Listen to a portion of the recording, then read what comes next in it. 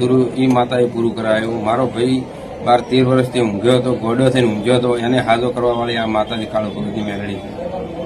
દુનિયા મોને કે ના મોને પણ હું આ કાળુ ભગતની મેલડીને મોનું અને એના પર આપણે મારે ખૂબ મજા છે। મારા કને 1 રૂપિયો નતો, આ માતાજીએ મને આશીર્વાદ આલ્યા અને 12 લાખ રૂપિયા આયા। તો નમસ્કાર મિત્રો, સ્વાગત છે તમારું મારી યુટ્યુબ ચેનલની અંદર ને મિત્રો તમે વિડીયોની અંદર સાંભળ્યું છે કે જે મિત્રો માતાજીના ભક્ત છે, જે મિત્રો અરવિંદ ભુવાજી માટે મિત્રો ખુલ્લેઆમ મેદાનની અંદર ઉતર્યા છે ને જે કહ્યું તે મિત્રો તમે વિડીયોની અંદર સાંભળ્યું છે।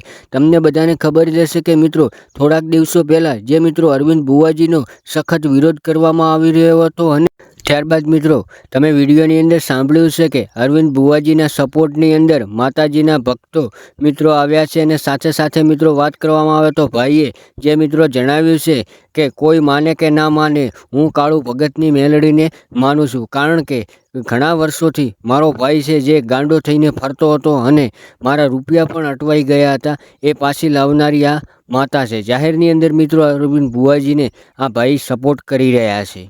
અને સૌથી પહેલાં મિત્રો આગળ વાત કરવામાં આવે તો તમને બધાને ખબર જ હશે કે અરવિંદ ભુવાજી અને ગેનીબેન ઠાકોરનો જે મિત્રો અત્યારે સોશિયલ મીડિયાની અંદર વિવાદ ચાલી રહ્યો છે, એની અંદર મિત્રો વાત કરવામાં આવે તો અમુક ઠાકોર સમાજના આગેવાનો દ્વારા અરવિંદ ભુવાજીને ઘરે જઈને એમને અમુક પ્રશ્નો પૂછવામાં આવ્યા હતા ને અને તમને બધાને ખબર જ હશે મિત્રો કે થોડાક દિવસો પહેલાં જે મિત્રો અરવિંદ ભુવાજીના ઘરે જઈને મિત્રો ઠાકોર સમાજના અમુક આગેવાનો દ્વારા મિત્રો અરવિંદ ભુવાજીને પ્રશ્નો પૂછવામાં આવ્યા હતા અને ત્યારબાદ મિત્રો અરવિંદ ભુવાજીના જે મિત્રો ચાહકો હતા એમના દ્વારા મિત્રો હોબાળો કરવામાં આવ્યો હતો અને ત્યારબાદ મિત્રો વાત કરવામાં આવે તો અરવિંદ ભુવાજીએ એમના વતી જાહેરની અંદર મિત્રો માફી પણ ઠાકોર સમાજના આગેવાનો દ્વારા માગી હતી।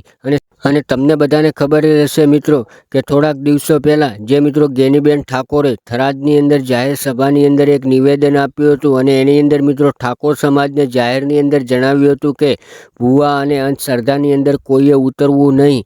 ત્યારબાદ મિત્રો વાત કરવામાં આવે તો અરવિંદ ભુવાજી ગુસ્સે થઈ જાય છે અને ગેનીબેન ઠાકોરને વળતો જવાબ આપે છે। ત્યારબાદ મિત્રો વાત કરવામાં આવે તો સોશિયલ મીડિયાની અંદર ગેનીબેન ઠાકોર અને અરવિંદ ભુવાજીના ઘણા બધા એવા વિડીયો વાયરલ થઈ રહ્યા છે।